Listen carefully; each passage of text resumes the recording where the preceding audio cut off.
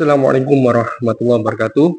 Bismillahirrahmanirrahim. Alhamdulillah wassalatu wassalamu ala Rasulillah wa ala alihi wa sahbihi wa mawalah.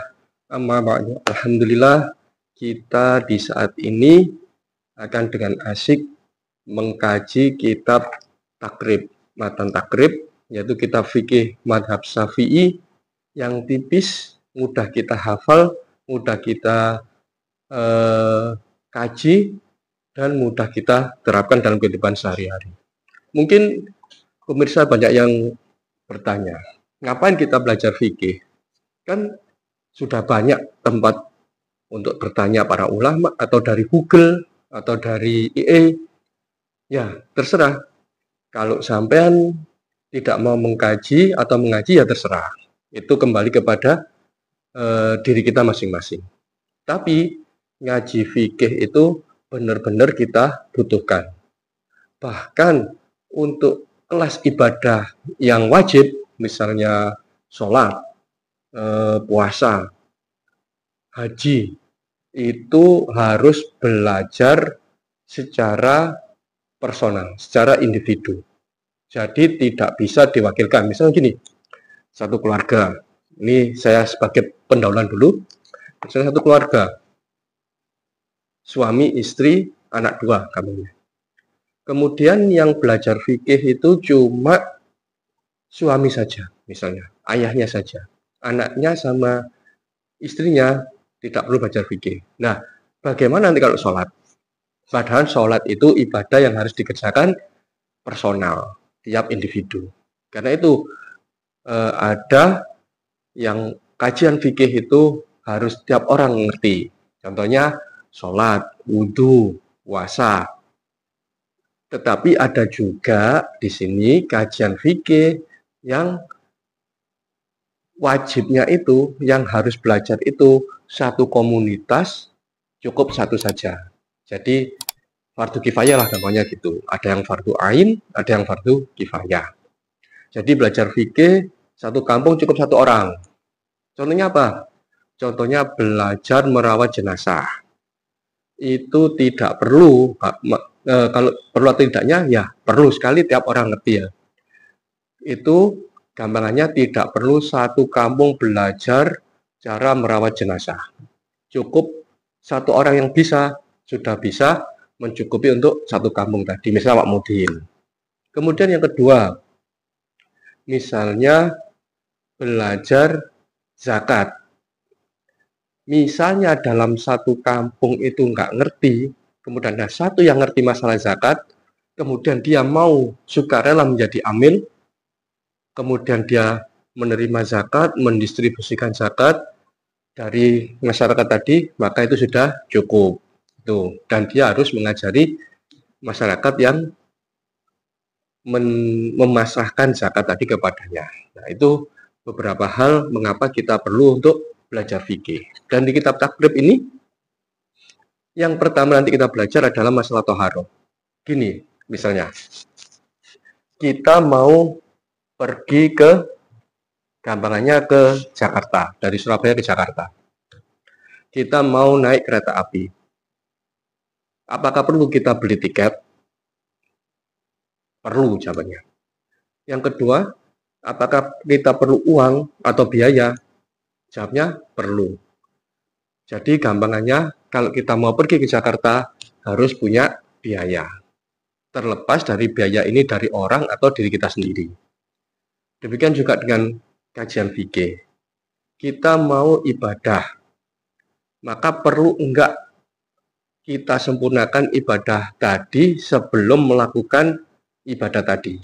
Wis, bingung. Gampangnya gini. Kita mau sholat.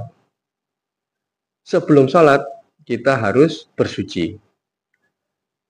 Bersuci berarti kita harus belajar dulu sebelum kita melaksanakan sholat. Walaupun sholat juga bisa belajar dengan berjalan, kemudian belajar bersuci.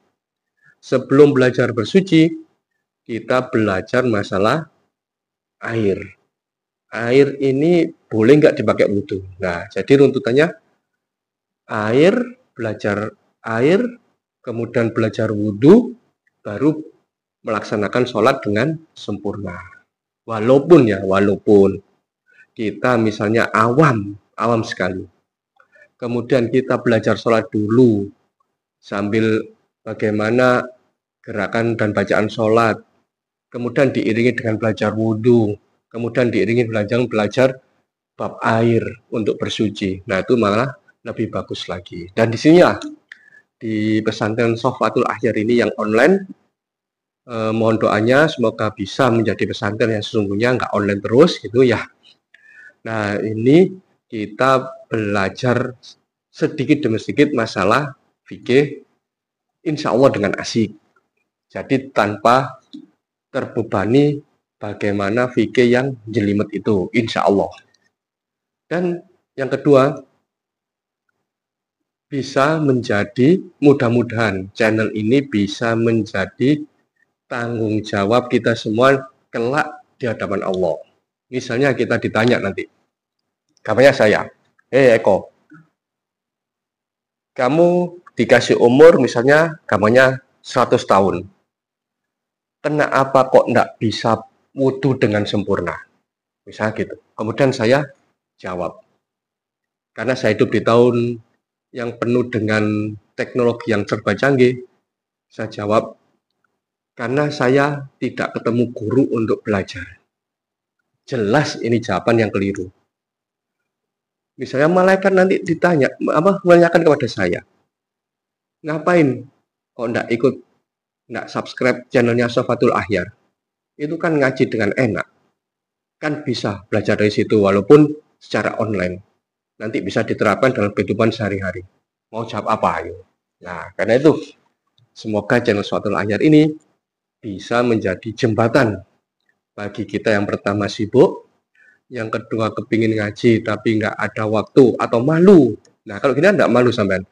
Belajar masalah wudhu, kalau datang ke guru ditanya sama anak-anak kecil, enggak bisa wudhu kan malu. Kalau di online ini kan tinggal setel YouTube, kemudian bisa belajar secara mandiri. Kalau bingung bisa japri saya. Identitas sangat rahasia nanti. Tuh. Kita mulai ya, bismillahirrahmanirrahim, kitab Toharo. Kitab Toharo ini menjelaskan masalah macam-macam air, kemudian bagaimana cara berwudu, gambarnya itu. Yang pertama, dia di kitab ini membahas masalah air. Yang dimaksud air di sini adalah air yang bisa digunakan untuk bersuci. Di sini ada 7 macam air. Mungkin di episode ini kita bahas beberapa saja dulu, kita lanjut episode berikutnya. Air yang bisa digunakan bersuci itu ada banyak macam, ada 7. Yang pertama, ma'us sama. Kalau diterjemahkan di sini berarti air langit, tapi secara umum diterjemahkan adalah air hujan. Jadi air hujan yang langsung dari langit kita tadah, kemudian kita pakai untuk wudhu, kita pakai untuk istinja, kita pakai untuk mandi jinabat, itu bisa mensucikan dan airnya suci.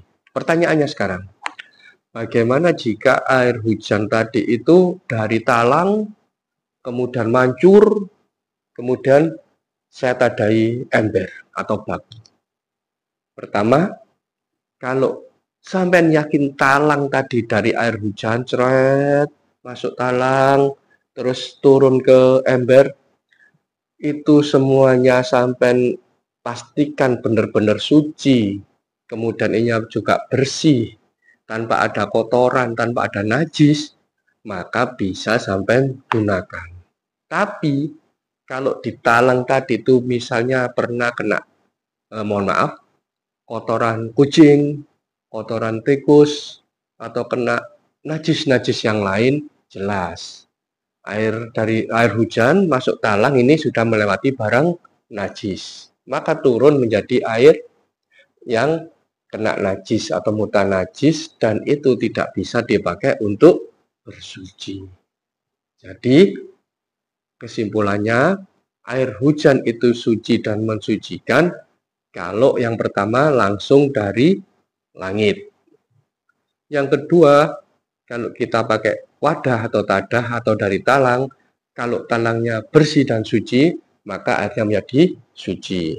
Tetapi kalau talangnya itu kena najis, maka tidak bisa dipakai untuk bersuci. Demikian pembahasan kita sebagai pengantar fikih dan air yang bisa digunakan untuk bersuci, yaitu ma'us sama, air hujan. Kurang lebihnya mohon maaf. Bila ada pertanyaan atau kritik saran, bisa tulis di komentar dan jangan lupa subscribe channel ini untuk keselamatan kita bersama dan mendukung dakwah dari Sahabatul Ahyar. Wallahu a'lam bishawab. Assalamualaikum warahmatullahi wabarakatuh.